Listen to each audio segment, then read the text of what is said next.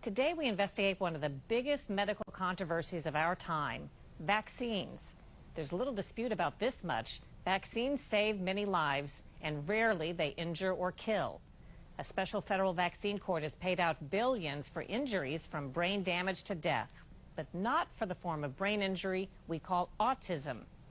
Now we have remarkable new information. A respected pro-vaccine medical expert used by the federal government to debunk the vaccine autism link says vaccines can cause autism after all. He claims he told that to government officials long ago, but they kept it secret. Yates Hazelhurst was born February 11, 2000. Everything was normal, according to his medical records, until he suffered a severe reaction to vaccinations. Rolf Hazelhurst is Yates's dad. At first, I didn't believe it. I did not believe that vaccines could cause autism. I didn't believe it. This is today's hard reality for Yates. The trademark brain disease, pain, and inability to communicate that's common with severe autism. In 2007, Yates's father sued over his son's injuries in the little-known federal vaccine court. It was one of more than 5,000 vaccine autism claims. Congress created Vaccine Court in 1988 in consultation with the pharmaceutical industry.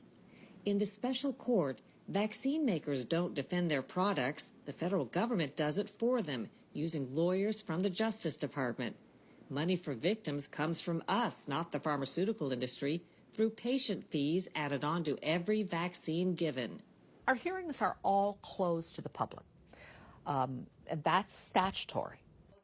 In 2007, Yates's case and nearly all the other vaccine autism claims lost. The decision was based largely on the expert opinion of this man, Dr. Andrew Zimmerman, a world-renowned pediatric neurologist, shown here at a lecture.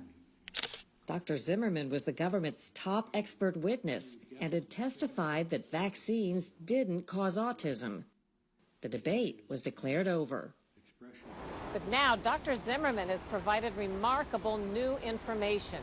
He claims that during the vaccine court hearings all those years ago, he privately told government lawyers that vaccines can and did cause autism in some children. That turnabout from the government's own chief medical expert stood to change everything about the vaccine autism debate, if the public were to find out. And he has come forward and explained how he told the United States government that vaccines can cause autism in a certain subset of children. And the United States government, the Department of Justice, suppressed his true opinions. Hazelhurst discovered that later when Dr. Zimmerman evaluated Yates as a teenager. That's when he partnered with vaccine safety advocate Robert F. Kennedy, Jr., who has a voice condition. This was one of the most consequential frauds, arguably in human history.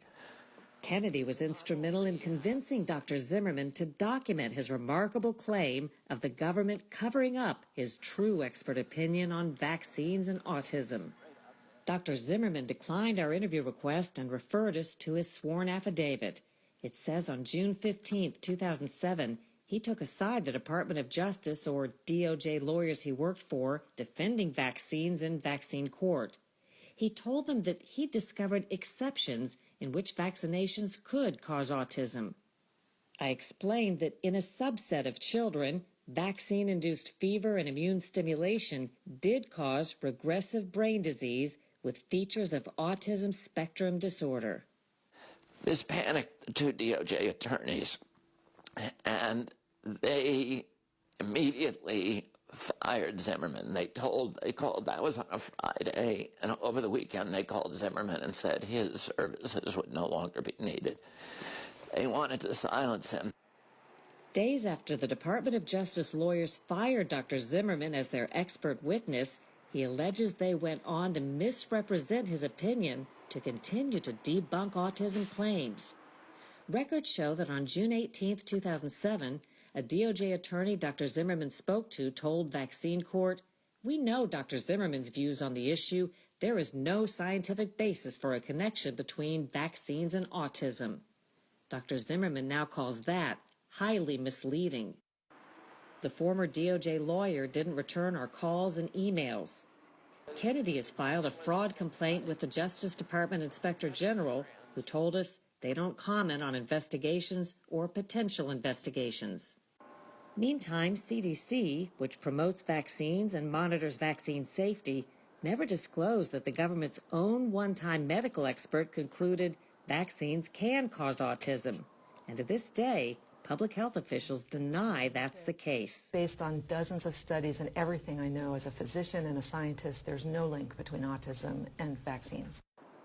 CDC declined our interview request. In addition to filing a fraud complaint, Kennedy has delivered Dr. Zimmerman's affidavit to leaders on Capitol Hill. But there, he claims, is another key part of this story: roadblocks set up by the pharmaceutical industry, or pharma. Everybody takes money from pharma, so they've all been corrupted. And it's almost impossible to get anything done on Capitol Hill. Kennedy, a Democrat, isn't the only one claiming vaccine industry money rules the day. We spoke to 11 current and former members of Congress and staff who claimed they faced pressure, bullying, or threats when they raised vaccine safety questions. Several of them agreed to appear on camera. There's no question in my mind whatsoever that the pharmaceutical industry had a great influence with people over at the CDC and FDA. There's no question in my mind. Republican Dan Burton, former chairman of the House Oversight Committee, has an autistic grandson. I am not against vaccinations. He pursued vaccine investigations in the early 2000s. Beth Clay was one of his staffers. There was a lot of pressure from people on the Hill. When you say people on the Hill were exerting pressure, what kind of people? Colleagues? Well, there were colleagues, there were pharmaceutical lobbyists. The pharmaceutical lobbyists had, they're the same people that have been entrenched. They can walk into any office on Capitol Hill, and they'll talk to staff, they'll talk to members, and they'll encourage them to discourage our investigation. At the risk of stating the obvious, why do they have that kind of access to members? It's money. I mean, if you look at the donations over the last 20 years, the pharmaceutical industry, and Republican and Democrat, they're nonpartisan. They put money everywhere. Former Congressman Dr. Dave Weldon, a Republican, says he got the message loud and clear. If you would want to hold a hearing on an issue like vaccines and autism, your own leadership might fight you on that because of the financial influence the pharmaceutical industry No, they wouldn't has? fight you. They would kill it. It's dead. They don't even want to discuss it. It's dead on arrival. If you as an individual member want to take on the pharmaceutical industries, it's forget it. Can you describe an incident or just how that would go? It would typically be in a hallway or on the street, and people would come up to you and say, you really need to, back off on this. It could be bad for the community or bad for the country or bad for you. Weldon says he's generally pro-vaccine depending on the patient and the shot, and gives flu shots to adults. We asked him to review Dr. Zimmerman's new affidavit. I found his affidavit and testimony through that affidavit to be consistent with my opinions. Some children can get an autism spectrum disorder from a vaccine. Republican Bill Posey is a current member of Congress. I don't have to tell you that industry is a very, very powerful industry. Matter of fact, I don't know of anyone more powerful than that industry. Posey says his own party leaders twice promised to hold hearings on the topic, only to scuttle them in the end. Hazelhurst, who happens to be a criminal prosecutor, was scheduled to be a witness at one such congressional hearing. 2 weeks before the hearing in 2013, he briefed congressional staff. I presented at that congressional briefing, and I explained in that hearing, if I did to a criminal in a court of law what the United States Department of Justice did to vaccine-injured children, I would be disbarred and I would be facing criminal charges. I think that scared the hell out of them. The hearing was abruptly canceled. Meantime, Dr. Zimmerman, the one-time expert used to debunk vaccine autism claims, now says several of his own patients got autism from vaccines. They include Yates Hazelhurst.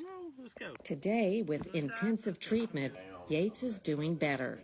His dad hopes the new testimony from a most unlikely source will get new attention. A child that was unnecessarily sacrificed, and hopefully good will come from his suffering. The lobby group representing the pharmaceutical industry wouldn't agree to an interview, but told us they're working with Congress and other stakeholders on the importance and safety of vaccines to support the health and safety of individuals and communities.